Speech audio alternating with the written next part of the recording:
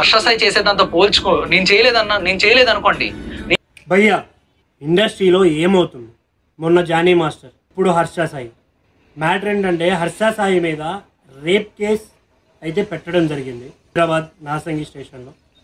అసలు విషయానికి వస్తే హర్ష సాయి మెగాలో డాన్ అనే ఒక సినిమా అయితే చేయడం జరిగింది. దాంట్లో ఎవరైతే ప్రొడ్యూసర్గా ఉన్నారో ఆవిడ పైన హర్ష సాయి అఘాయిత్యం చేసి వీడియోలు తీసి ఆవిడ్ని సినిమా కోసం బ్లాక్మెయిల్ చేస్తున్నారు. దగ్గర 2 కోట్ల వరకు హర్ష సాయి తీసుకోవడం జరిగింది. ఆ మనీ విషయంలో బ్లాక్మెయిల్ అయితే చేస్తున్నాడు అని ఆవిడ నార్సింగి పోలీస్ స్టేషన్లో అయితే కేసు అయితే నమోదు చేశారు. మ్యాటర్లోకి వెళ్తే హర్ష సాయి కూడా స్టోరీ అయితే పెట్టాడు.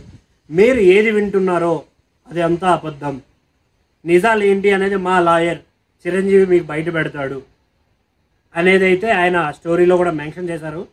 దీని మీద చాలామంది అనుకుంటుంది ఏంటంటే హర్ష సాయి చాలా మంచోడు, బట్ ఎందుకు ఇలాంటి ఎలిగేషన్స్ వస్తాయి? ఇండస్ట్రీలోనే ఉన్న వాళ్ళందరి మీద అట్లీస్ట్ వీక్లో 1, మంత్లో 2-3 ఇలా బయటకు వస్తూనే ఉన్నాయి.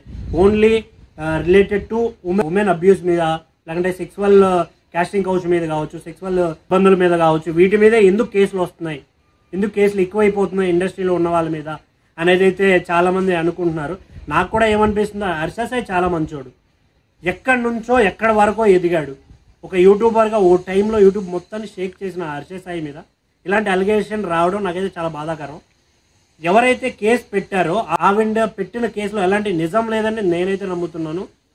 దీని మీద మీరేమనుకుంటున్నారు? హర్ష సాయి తప్పు చేసి ఉండొచ్చా లేదా అనేది మీరేమనుకుంటున్నారో కామెంట్ అయితే చేయండి. Thank you.